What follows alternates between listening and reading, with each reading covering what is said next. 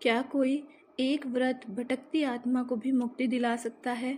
क्या सच में अपरा एकादशी के पुण्य से बड़े बड़े पाप नष्ट हो जाते हैं? चलिए, आज मैं आपको सुनाने जा रही हूँ एक ऐसे धर्मात्मा राजा की कहानी जिसकी हत्या उसके अपने भाई ने कर दी और फिर उसकी आत्मा वर्षों तक जंगल में भटकती रही। लेकिन एक एकादशी व्रत ने सब बदल दिया। बहुत समय की पहले बात है।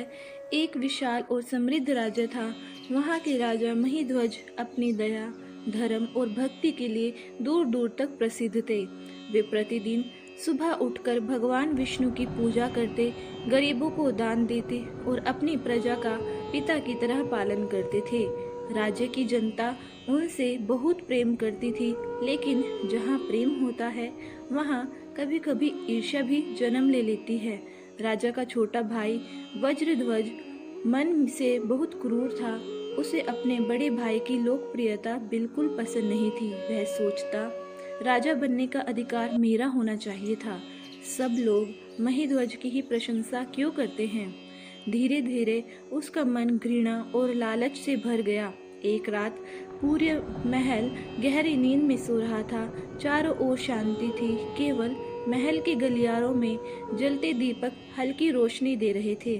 उस समय वज्रध्वज धीरे धीरे राजा के कक्ष की ओर बढ़ा और उसकी आंखों में क्रूरता थी। राजा महिध्वज गहरी नींद में थे।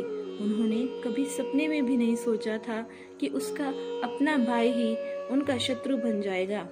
वज्रध्वज ने तलवार निकाली और सोते हुए राजा की हत्या कर दी। उस रात केवल एक राजा की नहीं बल्कि विश्वास की भी हत्या हुई थी। हत्या के बाद वह राजा के शरीर को जंगल में ले गया और एक विशाल पीपल के पेड़ के नीचे दबा दिया। सुबह पूरे राज्य में शोक फैल गया। लोग सोचने लगे, राजा अचानक कहाँ चले गए, लेकिन किसी को सत्य पता नहीं था। समय बीतता गया।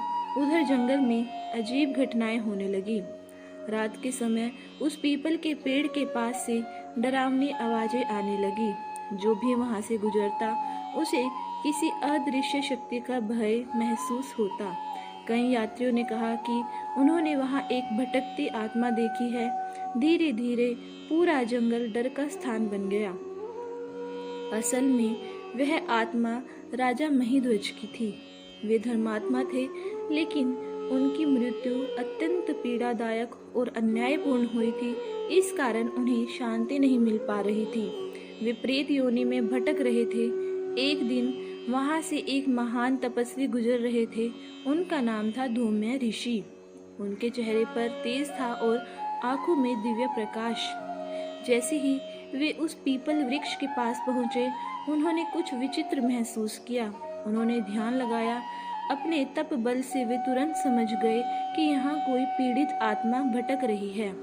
ऋषि ने शांत स्वर से कहा, जो भी आत्मा यहाँ है मेरे सामने प्रकट हो। अचानक वातावरण भारी हो गया। ठंडी हवाएं चलने लगी। फिर एक करुण आवाज सुनाई दी, हे मुनिवर, मुझे बचा लीजिए।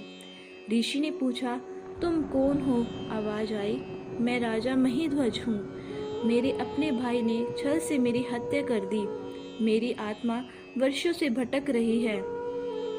यह सुनकर ऋषि का हृदय द्रवित हो गया। उन्होंने कहा, राजन, चिंता मत करो।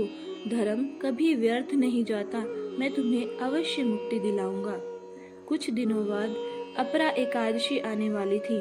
धौम्य ऋषि ने निश्चय किया कि वे यह व्रत राजा की मुक्ति के लिए करेंगे।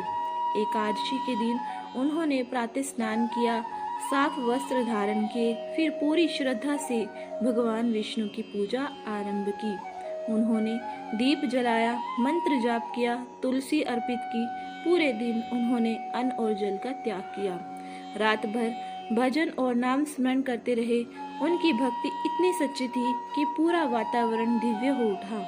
सुबह द्वादशी के दिन उन्होंने व्रत का पुण्य राजा महिध्वज की आत्मा को समर्पित कर दिया।